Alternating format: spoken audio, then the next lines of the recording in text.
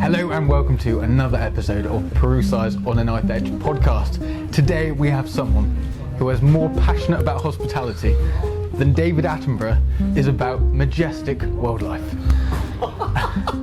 He also has a really nice beard and is co-owner with his lovely wife Kate of The Rising Sun. Tom Hannon, great to have you on. Cheers, mate. How long did that take you? The drive over here, I was like, what can I say about him that's not horrifically mean? Yeah, that's horrifically bad. Yeah, maybe I'll record a new one. We were friends.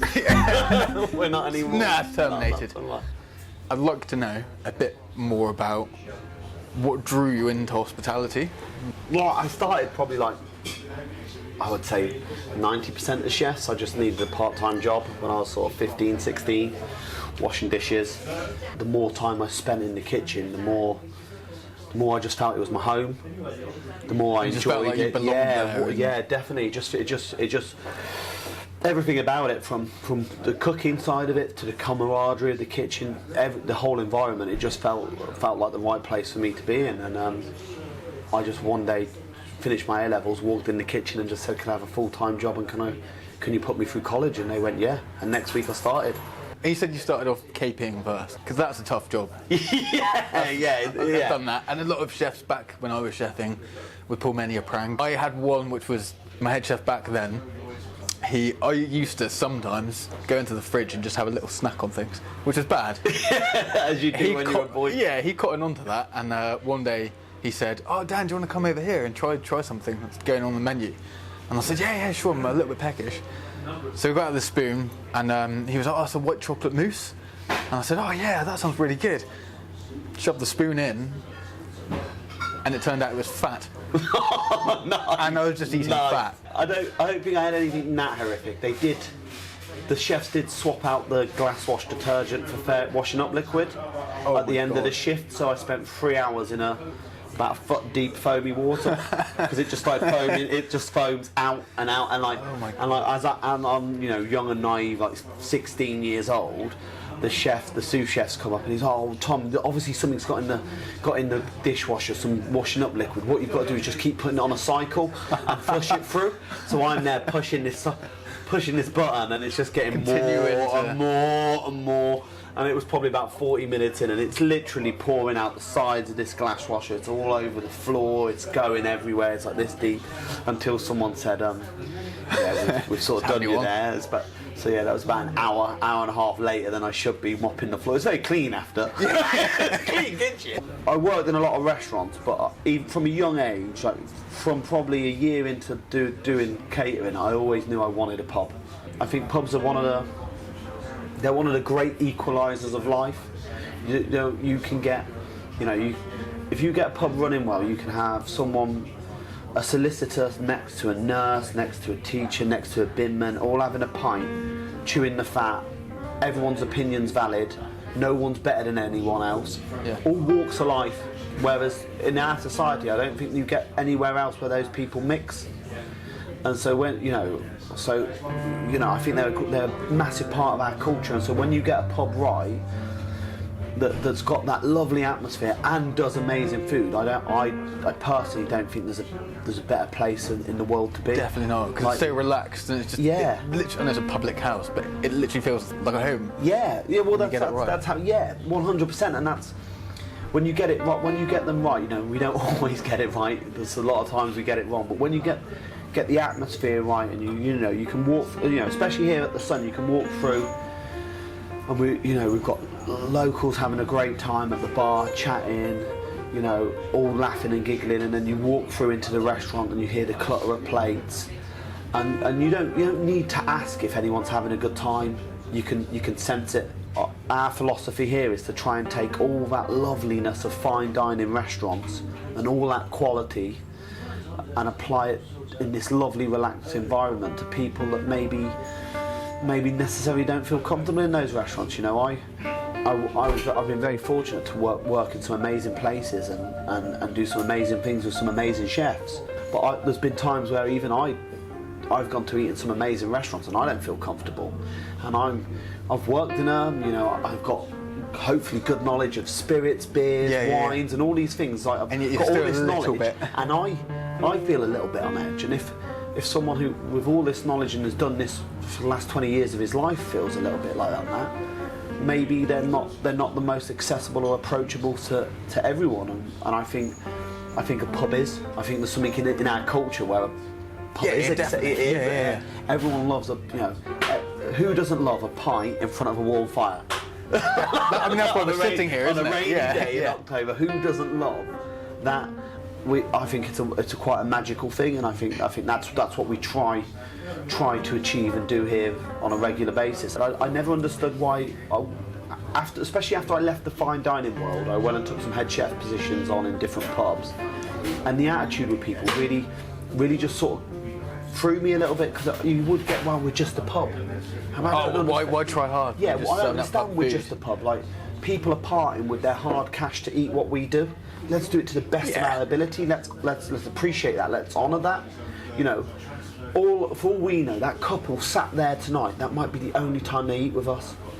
Yeah, it might be the only time they get to come out to get out. They might not have the finances. They might, have children. They might have really busy schedules. So if they've chosen to come to us, we need to respect that, and not only respect that, give them the best that we can give them. If we go into the day with that philosophy, then I think we're going to create something lovely. Oh yeah, definitely. And that's what we try and do here, and as I said, we try and do it in this lovely pub environment. Because I honestly don't think there's a better place. There's no rules to a pub. You can come here. You can have a bottle of Grand Krug. You can also have a pint of Peroni. Or the cigars. Yeah, there's no rules. We can do whatever we want. We're not bound by expectations. That's true. We just couldn't. I can wake up one day and say, today, guys, I want to create a lovely pie, and we'll make a lovely pie. Or I want to make some bar snacks, and we'll do our own pork scratchings. Or we want to make this really elaborate dish where we bone out a venison and we do 5 different ways.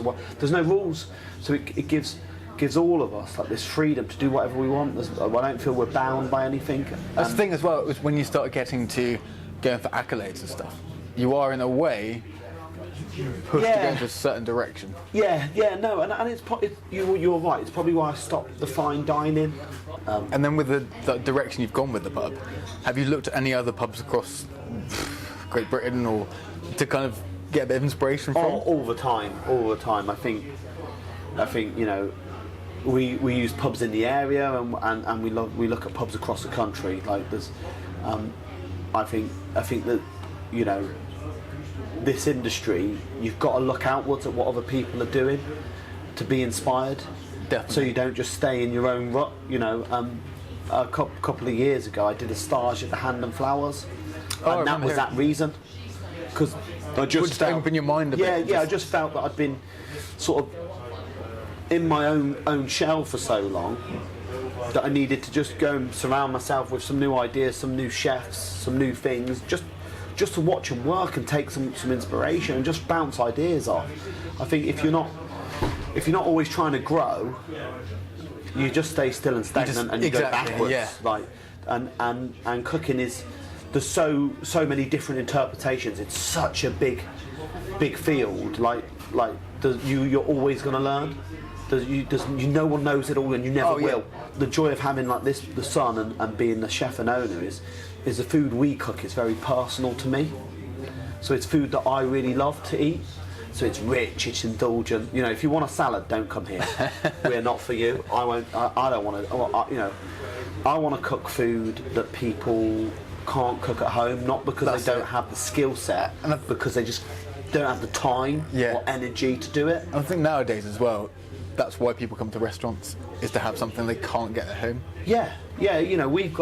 We serve this little brioche bread at the moment. We do a chorizo and onion brioche bread, and next to it we serve a jus gras, which is basically a posh chicken gravy with the fat left in it. Nice. Well, that chicken gravy takes us 16 hours to make. No one's making that at home. No one's got 16 hours to sit in the kitchen skimming and stirring. We can here, so we try and at the heart of what we do is we're trying to cook food that you can't do, that's that rich, indulgent loveliness, because I want people to go away and feel that they've had a bit of an experience. Yeah. I want people to feel like, that was something different. Because I can remember the few times that we did eat out as a family. My mum and dad, my dad was a factory worker, my mum was a cleaner. didn't come from lots of money. I didn't have a poor upbringing, but my mum and dad would never think about eating out. It wasn't a thing. We probably went to the local pub for a Sunday roast maybe 3 or 4 times, but those occasions I can remember every single one, and they were really important to me. And I look back now, and I've got such lovely memories of those. And I remember having like the bought-in steamed puddings like at the local pub, the top, and just thinking this was mind-blowing. I want people's heart to almost stop pumping with the amount of calories they're taking in, like how rich and lovely it is. So if you see someone having a heart attack, you're like, I've done well. Jobs well, yeah, jobs are good un. now get the ambulance in. And then reverting back to your stages, the stage at Hannon Flowers, if you could do a stage in any restaurant in the world or pub in the world, past or present, is there anywhere? There's so many. There is so many. I mean, I'd love to have done a stage at Le Gavroche. I was just about to say Le Gavroche. I'd love to have done it like back in the day, like when way back when, like when Michel Roux Jr. was a wee boy at Le Gavroche, like I bet that would have been Michelin star, mid late 90s. Because I just think the whole or like Nico's or something like that. But I think the catering industry as a whole owes so much to them. It's all kind of rooted there, isn't it? Yeah, owe so much to those people. So to what they've done, and the chefs that they've brought through, that then have brought the next generation and the next. Can you remember generation. some of the chefs who've gone through? Was it Marco Pierre White? But then Marco Pierre White then trained Gordon Ramsay. So Marco, Gordon. Then all the chefs of that's huge. Yeah, it's just a dynasty, isn't it? You know, you just have to look at like the Roux Scholarship and the judges on there and the people that have won it and things that they've done, you know, and that's through them, you know. Imagine at a competition that guarantees you to go to any free Michelin star restaurant in the world you choose for a year. That's a Roux Scholarship like that. That's the weight of these people. That's how significant to gastronomy they are. I'd love to do that, but like the truth is, I'd wake up tomorrow and I'd find another lovely restaurant. I'd love to go to Marco's. Somewhere else. Harvey. Back in the day, you know, I've just finished listening to his autobiography. And it's so fascinating. And then there's restaurants all over the world, places like Noma, Alina, like the French Laundry. You know, I think wasn't that voted the best restaurant in the world at one point? I think all of those at one point were that's true. That's true. In the world, you know, and even closer to home in this country, you know, you look at some of the restaurants we've got here. You know, the Ledbury's got 3 Michelin stars this year. It's a phenomenal place. L'Enclume, 3 Michelin stars. These are phenomenal restaurants. I think a lot like for probably just as a nod to it'd be Le Gavroche, but like I think depending on what day and what mood I'm in would depend on where I'd probably say, because there's too many. There's too many. So then with all the experience you've had now, you've done your stage at Hannon Flowers, and talking about the inspiration to start your own pub. Obviously now it's absolutely beautiful. Oh, and as I said to you, that That's I'd happily have this as my front room, like I mentioned, but I assume it didn't start suddenly. No. Like we're 10 now. We've had this 10 years somehow. So yeah, took it on when I was 29, and it didn't look like this or feel like this. It'd been shut for a year, so we did a refit. But it's been a real gradual growth. Like as I said, I come from quite a humble background, but I didn't have. It's not like we had hundreds of thousands of pounds to refit the pub and do it. I opened the pub, and when I say open the pub, I put the kitchen in, fully furnished the pub, started it, everything on 70 grand. That's all we had. We had a budget of £70,000, and that's from putting tills in, to every piece of furniture, to everything in the kitchen. It was totally empty. So we had to do it on a real shoestring. When I first opened the kitchen, I had a solid top and a 4-burner. That was it. And you did everything. Everything came from the pans and 4 burner. I had to be really clever about what we do. And the food we did was very different to what we did now. We did like sausage and mash. but we just made it a lovely sausage and mash. We did ham, egg and chips, but we'd buy in a lovely really piece of ham, we'd glaze it up ourselves, we'd do some lovely duck eggs on it, we'd hand cut the chips. And then the food and the pub has just slowly evolved, and now we've got, you know, and not that we're anywhere near the end article, there's loads of evolution to still go, but the whole idea was that we make a little bit, we put a little bit in. You know, I'd wake up in the morning, I'd do the cleaning at 7 in the morning, I'd then open the bar, my little commie chef would come in and do lunch, Right. and I'd be out front and I'd do lunch and he'd be in the kitchen. I'd then, at 3 o'clock he'd finish, I'd go in the kitchen, my manager would come in, Hollis, he'd run the bar, I'd have no KP in the week, I'd cook in the evening, I'd do all the KP in myself, I'd clean down, I'd then get out the kitchen at about 11, I'd let my manager go, I'd lock the pub and be done by 1:30, wake up, 7 o'clock, that's what I did. The first 2 months I did that, and then I remember going, I think we can afford a cleaner, and it was the best thing ever. So I think we can employ a cleaner, Kate, to my wife. So at the time my wife was working full time, because when I opened the pub I had £3,000 left to my name. I was like, everything, like it was do or die, there was no safety net. The thing is, though, people might think like, £3,000's a lot of money, but when you're running a place like this, it gets eaten up in bills. Super quick. Like I didn't have a cent left to my name. I had £3,000 left in the bank account. I had to work. Had to work. I'd put all my savings into it. I'd borrowed money, it had to work. My wife was working full time at the time, and I remember like after 2 months of and I was dead on my feet. I was like, I think we can employ a cleaner, and like that was the best thing in the world because it meant I could get up at 8:30. So hour and a half lying. Yeah, and then I remember, and that's how we did the pub. We did it with everything, with staff. When we grew a little bit, we'd work really hard. We'd employ some more staff. We'd put some better equipment in. I remember it was about 8 months, and I saved the money for a combi oven. And the difference that meant, it meant that I didn't have to start Sunday lunch at 6:30 in the morning to cook all the meats. Oh, because lacking space and... Yeah, because I just didn't have the oven capability. I would be up at 6:30 every Sunday to cook the roast dinner. And I remember being so excited that I had this combi oven that I decided, like, before we'd do like beef and pork, and I got all excited and did beef, pork, chicken and roast lamb. You were just loading up. All it's on in this space, and all excited. But that's how we did it. And then every year, as the pub grew, we'd set a budget aside, and we'd look at one bit of the pub and say, right, what are we going to invest in now? What are we going to improve? Where are we going to invest money in?